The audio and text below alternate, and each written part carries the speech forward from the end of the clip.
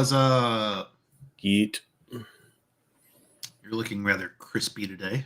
Mm-hmm. You can actually stay in focus for an entire stream. Yeah. Maybe possibly. I'm screwing with the Yeah. camera right now, so. All hail the technological overlords. Mm-hmm.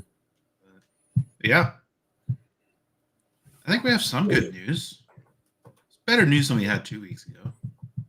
Mm-hmm. Was it 2 weeks ago? I don't even know what. It's all blurring. Like this whole like spring, like first 2 months of this year are blurring together. So. Yeah, well, this is the first time we've actually won more points than we've lost in a few weeks. So yeah, no, we've actually lost more matchups in the second half already than we did the entire first half. Mm-hmm. So, whoops. But I guess where do we start? Because you were. Let's start with you this time, because I know. Actually, no. Let's take it from the top. Matt Bold, freaking awesome. Yeah. He had a great look on the fresh. He's got an idle pearl that he just drilled like a month ago at Richard. So he pulled that out in practice. The fronts were hooking a pretty good bit, and he just started with the idle pearl and kept chasing it. And honestly, that was just a really, really solid set of bowling, especially considering how different those two lanes got game 3. Yeah, and he balled down into his magic gem later. What was that? It's my. No, I heard it. Oh, it's got a stir thingy on it. Yeah. Okay, got it. I heard that. I was like, what the heck was that? Did he throw? I thought he threw his idle pearl the whole time. I can't remember. He might have, and he might have. He went to the Magic 2 weeks ago because he went down. Yeah, he went to the Magic after his IQ. So, yeah, no. Matt Bold, awesome. Noah just got 1 and 2 the last 2 games. Like the outside just looked miserable. Yet he still slept. Yeah, but squeaked out the sweep. Solid work from him. What was you? Because you were kind of swimming in your grips a little bit game 1, if I remember right. That's always a problem for me in winter. Is my hands get cold and then I can't hang on to anything to begin with. Yeah. And I mean, I missed the first 7 pin I shot at. I would have barely clipped the 5 on the right side. Like it was coming out my downswing, and then it was just everything that I could do to actually just not, You should have just Machuga down the lane with this. Drive it right into the approach, but yeah. No, sometimes it's just rough. If it was cold in there last week. It was really cold in there. That's because right. It was hot in there the week before, and so because it had started to warm up, and then it was really warm in there, and so Larry thought, okay, well, we're out of winter, so let's turn all the let's turn the heat off and whatever else, and it was just freaking freezing in there, and so normally it's walking in the building that gets me, but as soon as I got in there, it's just so cold in there that I couldn't hang on to anything. Your hands just went yoink.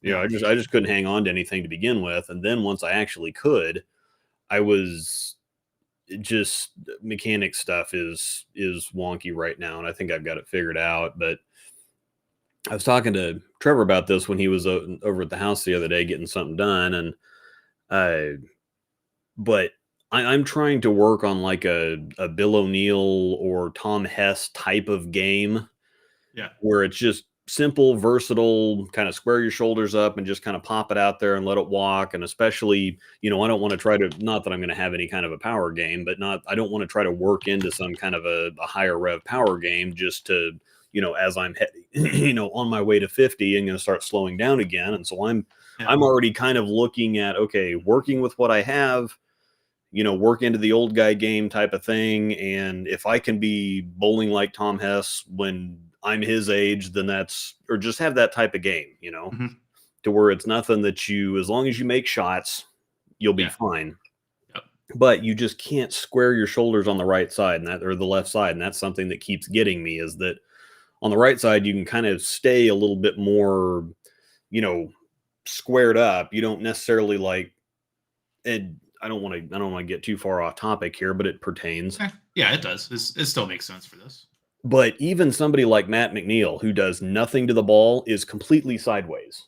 Yep. Like, he just opens his shoulders up and he's pointing at the frickin' wall. He's not even like, it doesn't even look like he's aiming at, the head pin a couple lanes over. His shoulders are aiming at the wall. Like Spencer Robards, when granted he's two-handed, but Belmo is two-handed, Kyle Troop's two-handed, Simo's two-handed. They all present themselves fairly square to the lane. Kyle Troop especially. It's like I don't even understand how those mechanics works because he stays very square to the line. But then Spencer Robards, when he's playing straight up 5, he's sideways. Jesper is sideways. Simonelli is sideways. Rhino Page didn't really do anything to the ball either. Sideways. Like this, you have to. Rhino's paid. His slide foot is facing like 6 lanes to the left. Yeah, and so it's just trying to control the friction response on the left side when you are trying to play like a fade kind of push game. It just doesn't work. And so we were filming a little bit the other day, and I got some practice in, and so I opened up quite a bit more and tried to drive the ball into the spot rather than kind of float it or fade it. And that works so much better. And then I figured out something on my left side spares. On the right side, I stand up, shooting a 10 pin. I'd stand on the left side over by the ball return and would kind of draw a line with my eyes forwards and backwards, and then just go on that line.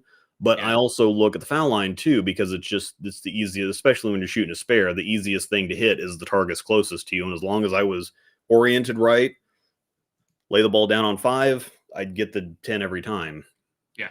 Well, on the left side, I don't quite stand as far over. And so I realized that my head had been defaulting to kind of looking at 5, but 5 is not between me and the 7 pin. 10 is. Yeah. So I would look at 7 and then I would start walking, and then my perspective would shift to the right.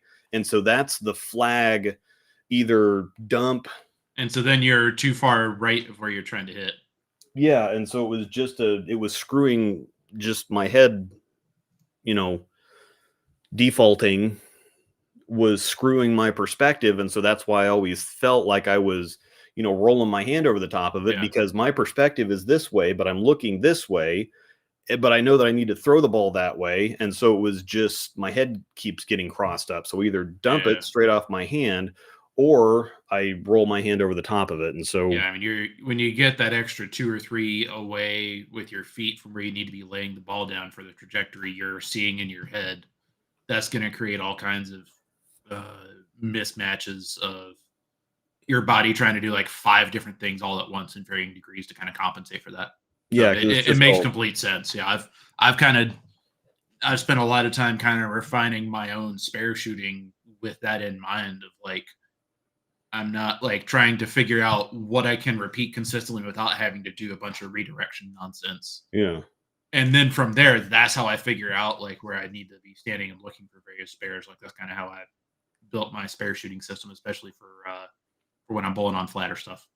Yeah, because my right side spares haven't really been a problem. It's the left side, and just all the left side. Like if it's left of the head pin on the left side, it's just all gone to hell. Except for throwing plastic at the 2-7.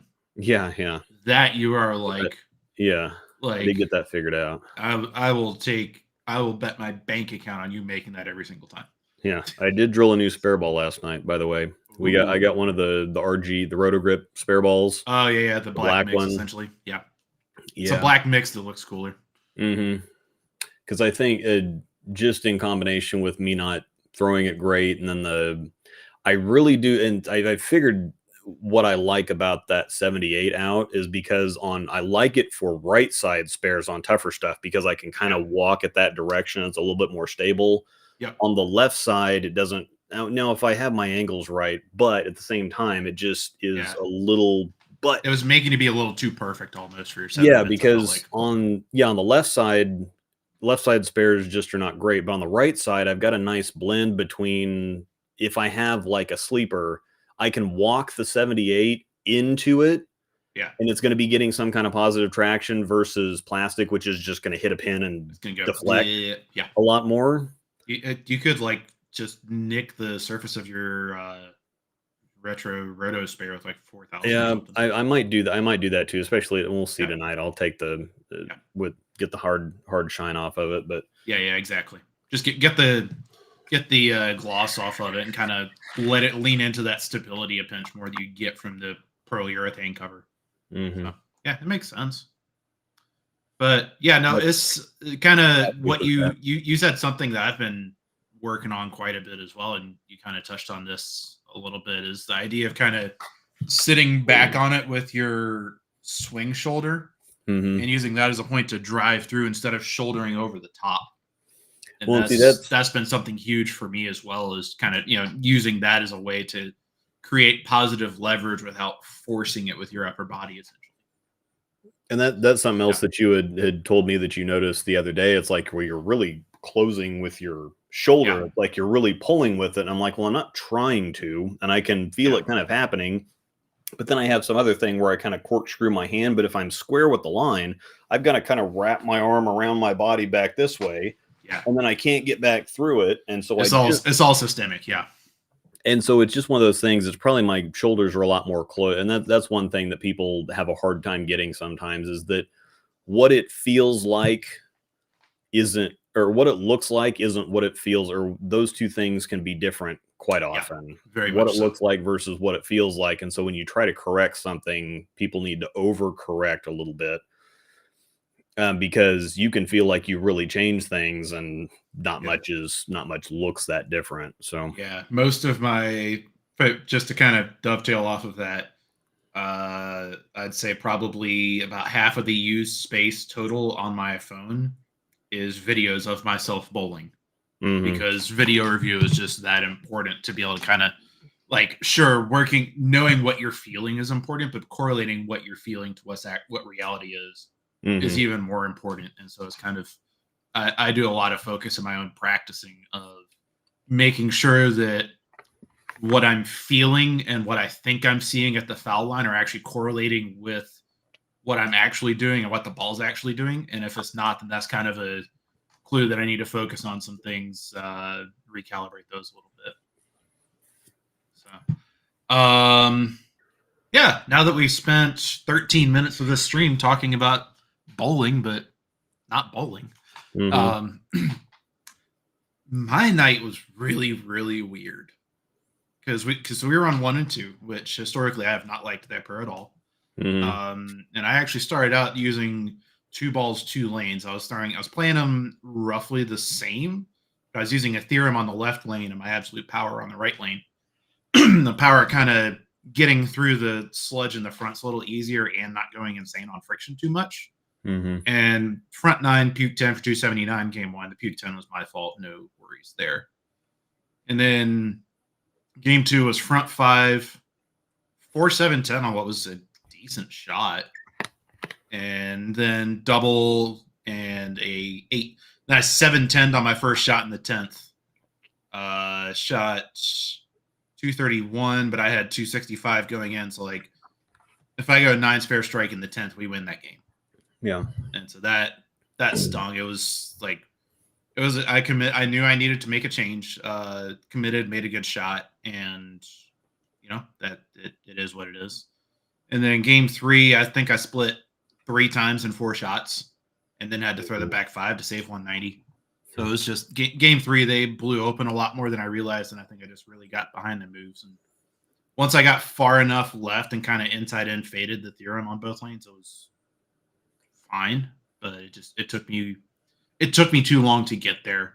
But it was kind of hard to see that in the moment. And I mean, even if I do see that correctly, Nick bowled awesome. He and I both thought he had a shot at 800 until like the 4th frame of game 3 when he just got cracked on a couple times. Mhm. But I mean, Nick bowled great. I don't think even if I was firing on all cylinders, I don't think I had 750 on that pair. So Yeah, I don't think you had he that bowled look. awesome. It had Yeah, nothing to do with how you were throwing it. Just that yeah, look didn't exist.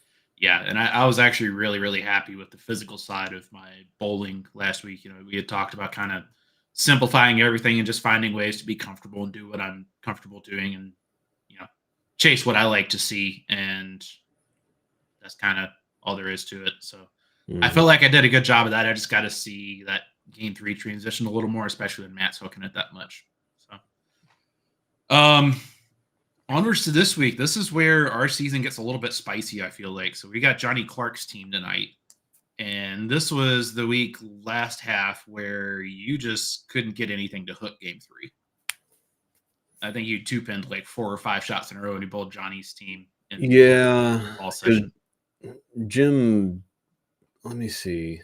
Yeah, well, and I didn't have that great of a night anyway, but yeah, I didn't. Let me see. And you at 195 and you had a washout or a 2-pin or a washout or a 3-pin like 4 times in the last 6 frames. Plus it was on lanes 1 and 2. Yeah. Not great. And then Jim he threw plastic. Now he's got a new blue. I was gonna say he's been throwing this new blue a ton, so I expect him to throw that tonight. Mm-hmm. So he's got a new blue now, so it shouldn't be. The new blue flares about like an IQ tour, so it flares some. So I don't think I'm going to have anything messy with transition to deal with. And at that point, a little bit of carry down's okay because it slows the back ends down. They're not so crispy. It gives me a little bit more. It softens them up a little bit. So I'm not too worried about that. Yeah, if he does throw the new blue again, then I think that'll make your life a lot easier. For myself, obviously, I think Alex and Johnny combined are one of the stronger 3-4 combos in the league. Realistically, their combined average is 450, which they're both basically inside the captain's line right now. Which there are not many teams that have that. It's like Trevor and Eric, you and me, Alex and Johnny, and that's about it off the top of my head. This at that level right now in the league. So I think it's going to be a tough match for both of us. I'm almost Jim and Ethan up top. They've been running. Actually, wait. I need to check on that. Let me pull up the recap sheets. I don't know what they've been doing lineup last. I think they've been running because Ethan bowled against Matt Mace last week. Okay. So I think they've been running again. Historically in this league, it goes. The lowest average on the team goes in the 2-hole. So they went Jim, Ethan, Alex, Johnny last week. Well, how was Ethan bowling Matt Mace? Mace was in the 2-hole because they had a sub. They had a sub in leadoff. Yeah. Okay. Here, let me pull this over real quick so you can show you what I'm talking about. Yeah. So there's the match right here. So that Brett Gamber, who I had no idea who that is. He was subbing. Who's he in for? He's in for Mike Anderson. Okay, yeah, that makes a lot more sense. I'm not sure what they're going to do this week. It would probably make more sense to put Jim against Noah. Probably, yeah. I'm looking back to see what they did the week before. No, they've been doing Jim, Ethan, Alex, Johnny for a while. Okay. So I think that's probably what they're going to do. As far as let's see, team, I'm all over the place. 464, 874, or sorry, 464, 674, 890. We have the higher team average, so I think that means we get to. Does that mean we get to pick lineup, or they do? I forget. They do. They do. Okay. I don't know.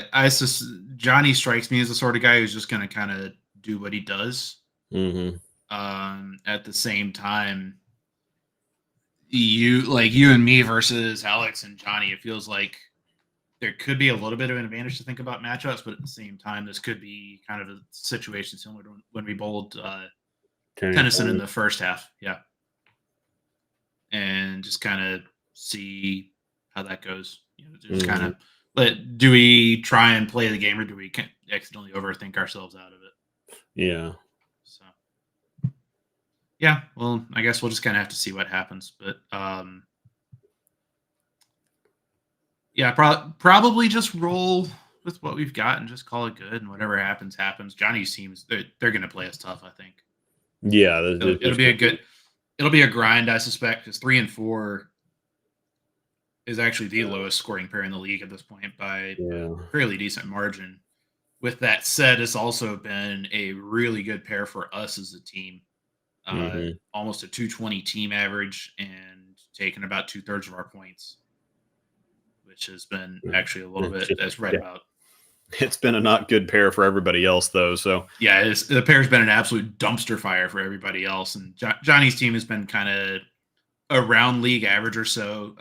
Win one lot, 1-1 team record on the pair. Couple of kind of blah sets, nothing crazy, nothing atrocious. So I think it'll definitely be an interesting matchup for sure. It's going to be fun. I always enjoy bowling with Johnny. He and I bowl doubles at Tulsa most of the time together. So it'll be fun to face off against him. I expect he'll probably take his new blue and just chuck it straight up the track the whole time. That's what he's been doing the last. That's what he's been doing. Yeah, just exactly. Playing angle has gotten weird. Yeah, the last couple months. Yeah, I was thinking about bringing 6 and adding my new blue to the mix as well for tonight, just to have that kind of really straight option as well. Mm-hmm. But yeah, it's actually a pretty good transition gear wise. What are you thinking about bringing this week? The Summit's I'm packing the Summit again. Yeah. I think the NV Tour is gonna go in there. Are you leave surface on it or letting it shine up, or what's your? I used it quite a bit. It's gotten a decent amount of shine on it now. I threw it for several games practicing the other day. The Ultimate Defender is probably going to come again. So that Summit, NV Tour, Ultimate Defender, 2 more balls. Probably the Endeavor because it looked surprisingly good the other night on or Friday night at League. Just kind of let the Endeavor be your get in and send it type of ball. Yeah. Mm-hmm. And then I don't know. I did get my Violent Collision drilled up, but it acts an awful lot like that. Don't bring it tonight. Like the Ultimate Don't bring Defender. It tonight. Yeah. Well, I've already thrown it. I got video with it, or I filmed for it and then practiced with it quite a bit. But it's so close to the Ultimate Defender. It's just a little longer and sharper, but otherwise the reaction shape and the amount of hooks, everything's fairly similar. Yeah. So I'll have to figure out the last spot. The Endeavor's a little too close to the Theorem, and I think the Theorem's just a little bit too much ball. The Endeavor actually is cleanish. It acts like a Theorem that doesn't start up quite as early. There's not quite as much core, so it gives me a similar look, but not quite as much crazy. So yeah, that's actually not a bad idea to bring the Endeavor tonight as your kind of get in and send it ball, because the Theorem, I love mine, but I throw it harder and I have track friction to slam it up against on the right side. Yeah, and you have neither of those, so it's just it's kind of like you mentioned in the video for the Widow 3.0 that you put out for me. Hey, what's up, Ewok? The video, your Widow 3.0 video for me, where you mentioned that you and I don't tend to like similar types of balls. Mm-hmm. But I think that might be one of those cases where it's just kind of a little bit of a function offset to kind of counter our respective bowler attributes to get to the same type of end result almost. Mm-hmm. So that makes sense. Yeah, we'll see. I'll figure out that 4th spot, but it's Summit, NV Tour, Endeavor, Ultimate Defender, I think. That's well, no, I guess that's 4 balls. That's 4, and then your new fancy spare ball. Okay, yeah. So that's probably what'll happen. Yeah, like stamp and send it. I love it. For myself, so last week I took Widow Hybrid or Widow 3.0, sorry, NV Tour, and then I threw my Theorem and my Absolute Power. I'm a little torn. On the one hand, could just run that same setup back. On the other hand, we are against Johnny's team with Ethan and Alex, who are both going to be hooking it a little more. And I expect Matt to be hooking it a little more. So it's this might almost be a dead zone and avoid the dead zone night for me from a lane play perspective, where I can either, stay right and just stay dead on top of it and throw it hard, mm-hmm. or move way in and just go around it. I have a 2.0, John, already. That was a misspeak. I was talking about the 3.0. So it's kind of, do I just take those four? Do I add the new blue? Do I drop the absolute power and throw like an ocean vibe in case the mids just get completely destroyed? I don't know. Yeah, I think Two different ways Matthew's it the could go. only one that's going to get like deep because even Alex has higher speed. He doesn't like Yeah. hooking the lane. He likes staying more as square as he can and kind of jamming it or feeding it there. Ethan's got higher speed, and I don't think he really likes to cover a whole lot of boards either. Now he's still going to be third, fourth arrow, but Matthew's going to be the one that will. He's going to be the one that would be in, fourth arrow or deeper. Yeah. The nice thing is with Matt having a little softer hand is it doesn't, even with him starting a little left, it doesn't really do a ton to the lane. Yeah, it doesn't tear the shot up too bad. Exactly. Yeah. And or it's more predictable, consistent. It's not exactly. like, oh man, everything just disappeared. It's not like I'm oh, I have to 12 left out of nowhere. Mm-hmm. So as long as I don't have that, I'll be okay. But big news here, and this is what I'm really excited about. After tonight, we are done with 1 through 6 for the rest of the league season. Yeah. Let's go. I'm so excited. Mm-hmm. And then we're on, I think we have 17 and 18 against Keeler next week, which that'll be a fun matchup. But yeah, tonight should be a good time. If I have time to get the mics charged up, I might actually make tonight one of the kind of record and talk about our thoughts as we go nights. I think that would be kind of fun. And I think Johnny's team will be a fun team to do that against. So yeah, assuming I do get that done, that video will be live on my channel before next week. In fact, I'm going to commit right now. As soon as we're done here, I'm going to go charge my microphones. We're doing it tonight because that's going to be fun. Sweet. So yeah, so that video will be live on my channel. Look for it probably over the weekend or very early next week. Yeah, should be a fun time. And yeah, this is one of those just survive it nights. Yeah, both for the pair and for the team. Yeah, just across the board. This is one of these get out of it without getting skunked. As long as if we can keep it over 10. Yeah, I'd like to keep it more than that, of course, but yeah, keeping it over 10. I'm glad you mentioned that. So we took to loop back and talk about standings real quick. After week 22, we were in 11th place. We took 22 points last week, and we're still in 11th place. But here's the thing: it's like we're at 93 points. First is 121. 28 and a half. We're 28 and a half points out of first, and so it's like there's winning the half might not happen, but there's a ton of ground that we can make up really easy, especially because we haven't bowled most of these teams that are above us in the standings yet. Yeah, and if we could manage to take 20-something from them, if we can, that's a big jump. Yeah, exactly. If we can just chunk away and keep winning matches week to week, then we're in a good, like, even though we are in 11th right now, like there's a very real chance that we could finish like third, fourth, something like that. So yeah, John, this is a scratch league, so there's no handicap. But yeah, this should be a tough match, but I'm looking forward to it, and always welcome a good challenge. And thankfully, we're done with the low end after this week. So let's go.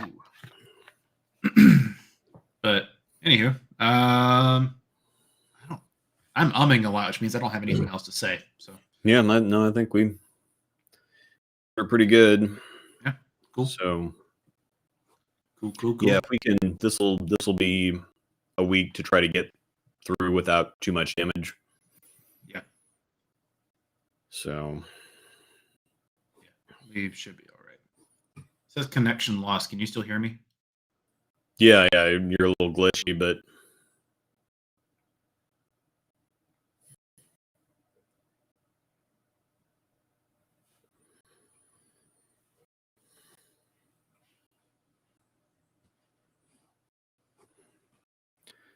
all right. Well, I'll give it a second here before we get off to see if he makes it back in. But if nothing else, we not the greatest half so far, but again, we've been on the low end quite a bit, and it hasn't been a whole lot of fun. but hopefully we have a decent night tonight as far as the points go, and then there's no week that's really easy in this league, but at the same time, we've still been doing kind of better right now. So, yep, he died. Top 5 balls right now. Man, I got so much New Brunswick stuff that I can tell. Just the summit. The summit's been the one doing the work. I like throwing the theorem, but it's just too much ball. The Ultimate Defender I've liked quite a bit. I haven't thrown the NV Tour enough to really figure that out. But the ones I've been leaning on here recently, Summit and Promotion. So Hey, there we go. Yeah, sorry. I'm good. My internet died. It up. Just to turn around and say goodbye. Pretty much. Sorry, I was catching up and listening to you while you were talking. What was your 5? I think you said Summit is like doing the most of the work. Yeah, I mean, I don't really have enough time on enough balls to have a top 5 right now, and it's basically just been the Summit for the last several months, and I think I'm going to like the NV Tour. I just don't have enough time on it. The Ultimate Defender has been pretty good so far. I just, again, need more time on that. Yeah. That was the one that I was least interested in, and it actually looks pretty good. Yeah. Assuming I can throw a good Endeavor, pretty good Friday night. Nice. So we'll just have to see once I get some more time on some more stuff and just see what actually fits.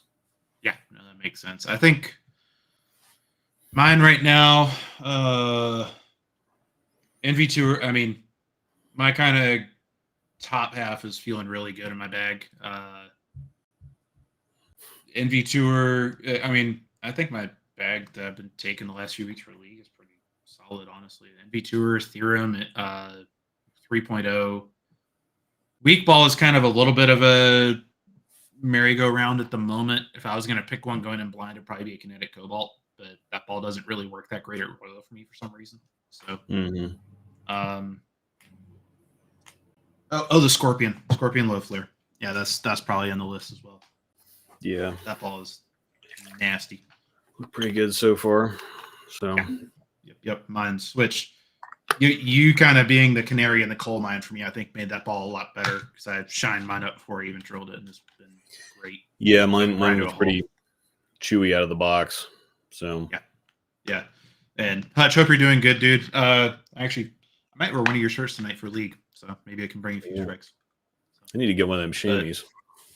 Yeah, I do too. Actually, they're pretty nice. Hutch, Charles is the homie. He and I were on the same UVA team back in North Carolina. So he's good people. Yes, I knew him before he was YouTube famous. But no, he's a good dude. He's friends with some friends of mine who pull down at Bolero Sawgrass as well, or wherever the heck they call it. So, Hutch, hope you're good. Hope you're doing good, my dude. If I'm ever down there again, I'll give you a shout. But yeah, I need to get out of here. I got stuff to do that needs to get done, and then we have league in a few hours. So yeah, till then. Yep. Thanks everybody for hanging out. We'll catch you later. We'll ramble at you next time.